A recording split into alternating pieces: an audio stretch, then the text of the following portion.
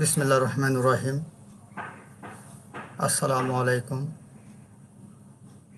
কারিগরি শিক্ষা অধিদপ্তরের তত্ত্বাবধানে পরিচালিত ফেসবুক লাইভ ক্লাসে স্বাগত। আমি Abu Mohammad Atikullah, instructor technical refrigeration and air conditioning RAC, Dhaka polytechnic institute, Tejgaon, Dhaka 1208।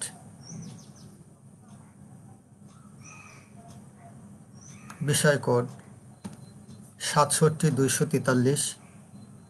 বিষয় cooling and heating load calculation. চতুর্থ পর্ব diploma in engineering refrigeration and air conditioning technology. ষষ্ঠ অধ্যায় understand the internal heat load for air conditioning. শীতাতপ নিয়ন্ত্রণ কক্ষের ভিতরে তাপ সম্পর্কে ধারণা। ক্লাস শেষে আমরা যা শিখব: বস্তু বা প্রোডাক্ট কর্তৃক অর্জিত তাপসমূহ সম্পর্কে, শীতাতপ নিয়ন্ত্রিত স্থানে অবস্থানকারী এবং কর্মরত মানুষ থেকে তাপ অর্জন সম্পর্কে, ব্যবহৃত উপাংশ বা যন্ত্রাংশ থেকে অর্জিত তাপ চিলিং রেট ফ্যাক্টরের গুরুত্ব সম্পর্কে, বস্তু, মানুষ এবং আনুষঙ্গিক লোড সম্পর্কিত অঙ্ক বা সমস্যাবলী ও সমাধান সম্পর্কে, পাওয়ার ইকুইপমেন্ট কর্তৃক অর্জিত তাপ সম্পর্কে। আজকের পাঠ describe the heat gain from the product. Describe the heat gain from the occupants, people. Describe the heat gain from the appliance. State the importance of ceiling rate factor. Solve the problems related to product, people and miscellaneous load.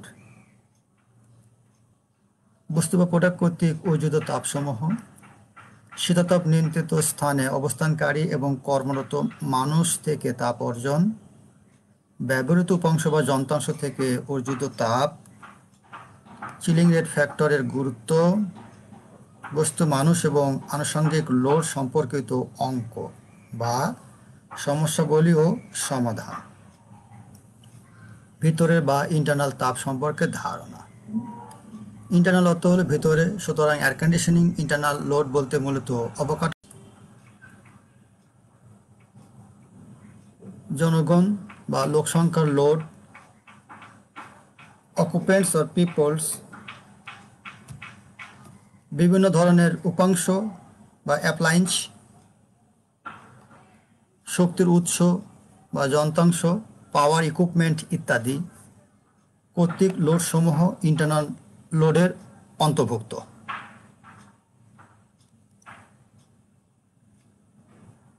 ভিতরে বা internal load সমূহ হলো মানুষ, light, TV ইত্যাদি।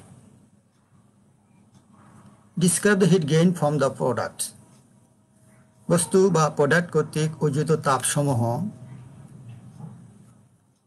AC বা শীতাতপ নিয়ন্ত্রণ কক্ষে বস্তু বা প্রোডাক্ট কর্তৃক যে তাপ অর্জিত হয় মূলত তাকে প্রোডাক্ট লোড বলে।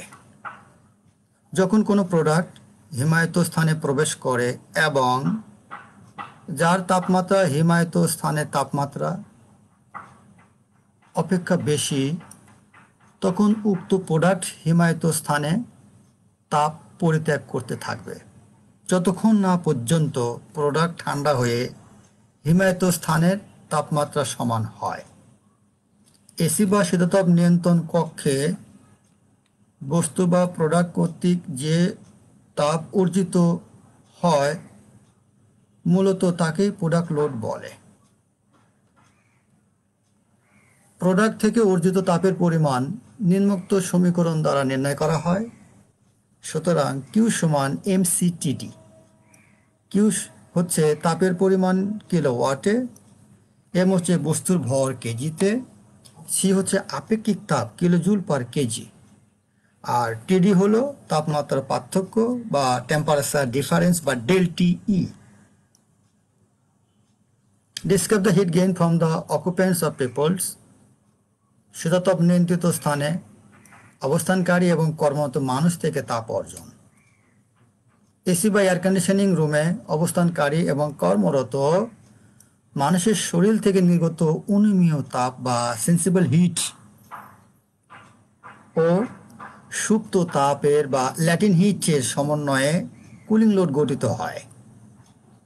একটি এসি বা শীতাতপ নিয়ন্ত্রিত স্থানে কতজন লোক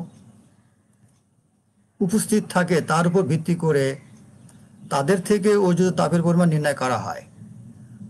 প্রতিটি লোক কর্তৃক উৎপাদিত হিট লোডের পরিমাণ নির্ভর করে তাদের কর্মকাণ্ডের উপর, কে কি কাজ করে তার উপরে নির্ভর করে। শীতাতপ নিয়ন্ত্রিত স্থানে অবস্থানকারী এবং কর্মরত মানুষ থেকে তাপ অর্জনের পরিমাণ একটা চার্ট আমরা দেখি। Level of activities, sensible heat gain, Latin heat gain.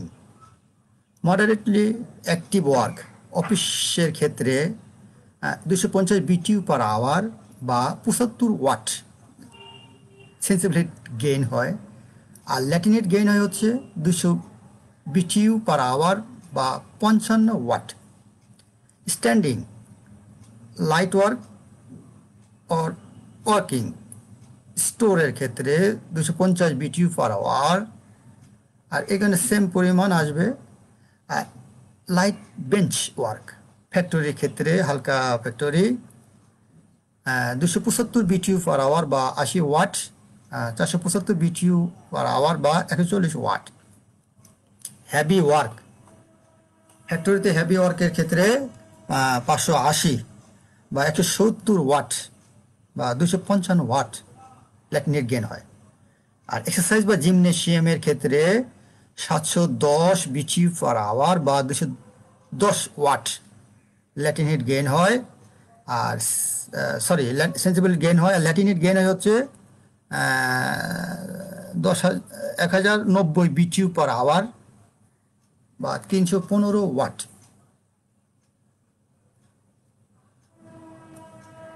মানুষ থেকে তাপ অর্জনের পরিমাণ বের করার সমীকরণ।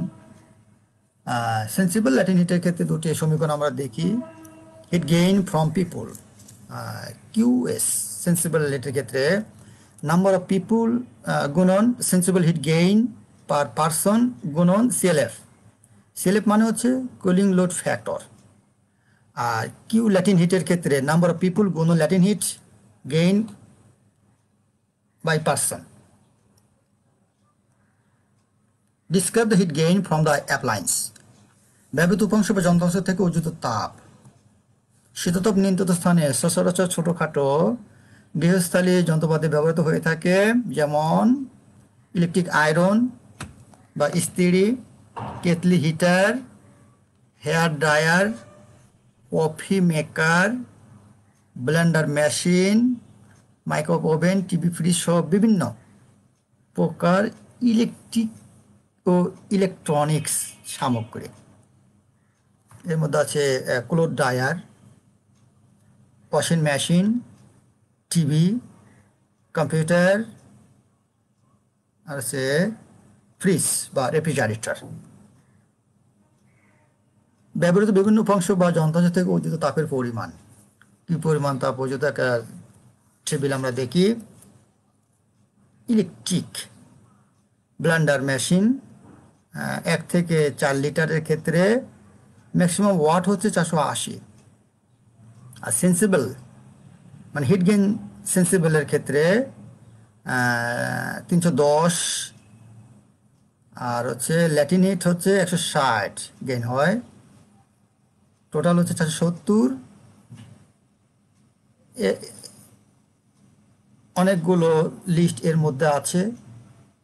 আইস মেকারের ক্ষেত্রে কতটুকু হবে দেওয়া আছে, এগুলো দেখে নেব।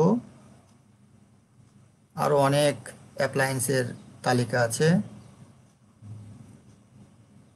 এরপর ব্যবহৃত বিভিন্ন উপাংশ যন্ত্রাংশ সময়ের একটা তালিকা আবার দেখি। 1 নম্বর হচ্ছে charger, refrigerator without freezer, refrigerator with freezer, এরপরে শুধু ফ্রিজার, ওয়াশিং মেশিন আগে আমরা দেখছি, ক্লোথ ড্রায়ার দেখছি, ডিশ ওয়াশার দেখে নাই, desktop PC including monitor, laptop PC, router for internet, এরপর হচ্ছে wireless access point, printer, TV, CRT, TV LCD, TV plasma, DVD recorder or player, hi-fi, satellite cable, air set top box, air conditioner, তারপর oven, cooker, microwave oven, water kettle, vacuum cleaner, lamp সহ আরও অনেক appliance ব্যবহৃত হয় air conditioning স্পেসে। State the importance of ceiling rate factor. Ceiling rate ফ্যাক্টরের গুরুত্ব। Ceiling rate factor কোনো বস্তুর শীতলায়নের সময় প্রথম কয়েক ঘন্টা প্রোডাক্ট লোডের হার অপেক্ষা বেশি থাকে, কারণ সামগ্রীর আদি তাপমাত্রা এবং চিলিং রুমের তাপমাত্রার মধ্যে ব্যবধান খুব বেশি হয়ে থাকে। সুতরাং চিলিংয়ের প্রাথমিক পর্যায়ে প্রোডাক্ট লোড প্রায় 1.5 গুণ বা 1.5 গুণ বেশি থাকে। চিলিং রেট লোডের সমীকরণটা হলো কিউসি সমান এমসি সিএল3ডি ভাগ সিলিংয়ের সময় গুণন chilling rate factor. Chilling rate factor হচ্ছে 1/1.5 বা 1.5 গুণ। এটাতে ভাগ করলে আমরা পাবো হচ্ছে 0.67 বা 0.67। সুতরাং সামগ্রিক তাপ শুকনোভাবে নির্ণয় করতে হলে সিলিং রেট ফ্যাক্টর বিবেচনা করা উচিত। চিলিং রেট ফ্যাক্টর বিবেচনা না করলে কোনো বস্তু শীতল করার পূর্বে প্রচুর সময়ের প্রয়োজন হয়। সেজন্য বস্তু দ্রুত শীতল করতে সামগ্রিক তাপের সাথে চিলিং রেট ফ্যাক্টর বিবেচনা করতে হয়। এটা মূল উদ্দেশ্য হলো সর্বোচ্চ কুলিং লোড যাতে শীতলকরণের হার ঠিক রাখে। কয়েকটি প্রোডাক্টের চিলিং রেট ফ্যাক্টরের মান হলো প্রোডাক্ট নেম, মুরগির গোস্ত জন্য 1.00, গরুর গোস্ত 0.67, ডিমের চিলিং রেট ফ্যাক্টর হচ্ছে 0.67, আইসক্রিম 0.75, দুধ 0.85, টমেটো 1.00, কমলা লেবু 0.70। এগুলো হচ্ছে চিলিং রেটের মান, chilling rate factor. Chilling rate factor সম্পর্কে একটা এক্সাম্পল আমরা দেখি। 300 কেজি মাছ একটি চিলারে 35 ডিগ্রি সেলসিয়াস তাপমাত্রায় প্রবেশ করিয়ে -10 ডিগ্রি সেলসিয়াস তাপমাত্রায় 10 ঘন্টা শীতল করা হলে মাছ থেকে অপসারিত তাপের পরিমাণ নির্ণয় করো। শীতলকরণের সময় হলো 15 ঘন্টা, আর মাছের আপেক্ষিক তাপ হচ্ছে 315 kilojoule per KG degree Kelvin, এবং চিলিং রেট ফ্যাক্টরের মান হচ্ছে 0.68। এই হচ্ছে আমাদের অঙ্ক। কীভাবে করতে হয় দেখি, দেওয়া আছে। প্রথমে ভর বের করতে হবে, এম সমান 300 কেজি, মাছ আপেক্ষিক তাপ হচ্ছে 315, সময় হচ্ছে 15 ঘন্টা, আর চিলিং রেট ফ্যাক্টর বা সিআরএফ 0.68। তাপমাত্রা পার্থক্য টিডি, T1 - T2 ক্ষেত্রে 45 ডিগ্রি সেলসিয়াস বের হবে। এরপর আমরা জানি একটাই সূত্র, অপসারিত তাপের পরিমাণ হচ্ছে এমসিটিডি ভাগ চিলিং এর সময় গুণন চিলিং রেট ফ্যাক্টর। দেওয়া আছে মানগুলো সব বসিয়ে অপসারিত তাপের পরিমাণ পাবো হচ্ছে 115.81 কিলোওয়াট। এ হচ্ছে আমাদের উত্তর। এবার solve the problems related to product, people and miscellaneous load. বস্তু, মানুষ এবং আনুষঙ্গিক লোড সম্পর্কে সমস্যা বলি। এখন একটু আমরা দেখি প্রোডাক্ট লোড কী জিনিস, আবার একটু পুনরায় দেখি নিই। প্রোডাক্ট লোড বা সামগ্রিক তাপ বলতে আমরা সাধারণত বুঝি যে কোনো বস্তু বা খাদ্য সামগ্রী নির্দিষ্ট তাপমাত্রায় ঠান্ডা করে সংরক্ষণ করতে যে পরিমাণ তাপ অপসারণের প্রয়োজন হয় তাকে প্রোডাক্ট বা সামগ্রিক তাপ বলে। নিম্নোক্ত সূত্রের সাহায্যে প্রোডাক্ট লোড নির্ণয় করা যায়। অনেকগুলো সূত্র আছে, দেখি পর্যায়ক্রমে। প্রোডাক্ট লোডের একটা সূত্র হচ্ছে বড় এটা, কিউ সমান নিয়ন্ত্রিত কক্ষে প্রতিদিন প্রবেশকৃত সামগ্রীর পরিমাণ কেজিতে গুণন সামগ্রিক তাপমাত্রা কমার পরিমাণ বা হ্রাসের পরিমাণ ডিগ্রি সেলসিয়াসে গুণন সামগ্রিক আপেক্ষিক তাপ joule per KG degree Kelvin, table থেকে মানটা আসবে ভাগ ৮৬,৪০০ সেকেন্ড, মানে ৬০ মিনিট গুণন ৬০ সেকেন্ড গুণন ২৪ ঘন্টা, মানে ঘন্টা মিনিট সেকেন্ড করলে আমাদের এটা আসে ৮৬,৪০০, এই যে ভাগ করলে আমাদের প্রোডাক্ট লোড বের হবে। অথবা আরেকটা হতে পারে, বস্তু প্রোডাক্ট লোড এর সূত্র হচ্ছে এমসিটিডি, অথবা এমসিটিডি ভাগ ঈপ্সিত বা কাঙ্ক্ষিত শীতলকরণ সময় সেকেন্ডে ভাগ করতে হবে। যদি সামগ্রীকে বা প্রোডাক্টকে একদিনের কম সময়ে জমাট করার কথা উল্লেখ থাকে তবে সে অনুসারে বাড়াতে হবে, লোড বাড়াতে হবে। সামগ্রিক প্যাকেট করার পদার্থে এবং সামগ্রী স্থানান্তরের যন্ত্রের যেমন ট্রলি লোড তাপ এক্ষেত্রে যোগ করতে বা অন্তর্ভুক্ত করতে হবে। এবার হচ্ছে পিপল লোড বা মানুষের লোড।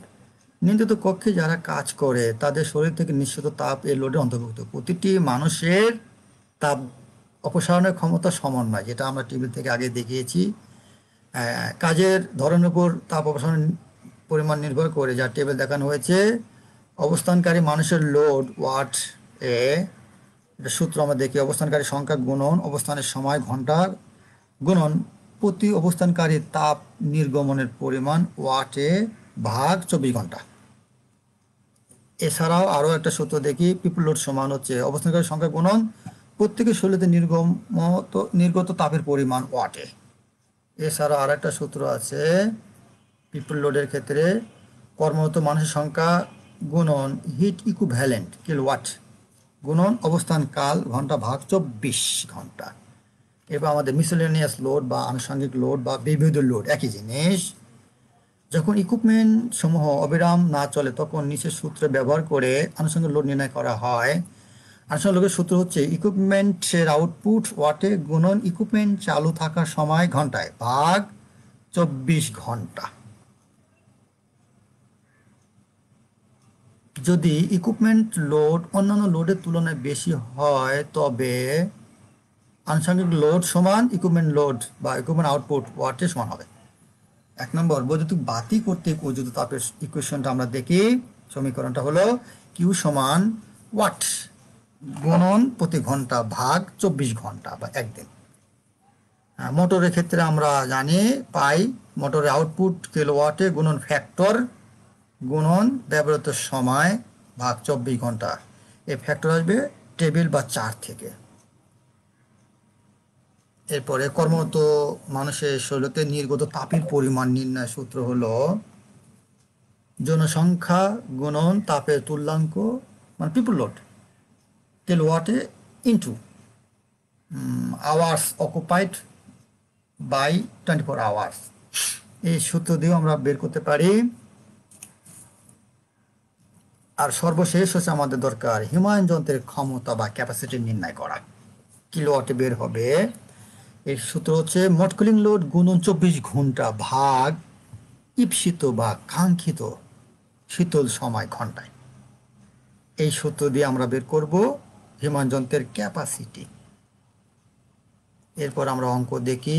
একটা এক্সাম্পল, ১২ মিটার গুণন ৯ মিটার গুণন ৪ মিটার সাইজের একটি হিমাগার বা কোল্ড স্টোরেজ যে ২.২৫ কেজি ওজনের ২০০০টি প্যাকেট আংশিক হিমায়িত মুরগির গোস্ত ৩ ডিগ্রি সেলসিয়াস হতে -২০ ডিগ্রি সেলসিয়াস তাপমাত্রায় জমিয়ে সংরক্ষণের জন্য ৩ জন শ্রমিক 200 ওয়াটের দুটি বাতি জ্বালিয়ে দৈনিক 6 ঘন্টা কাজ করে।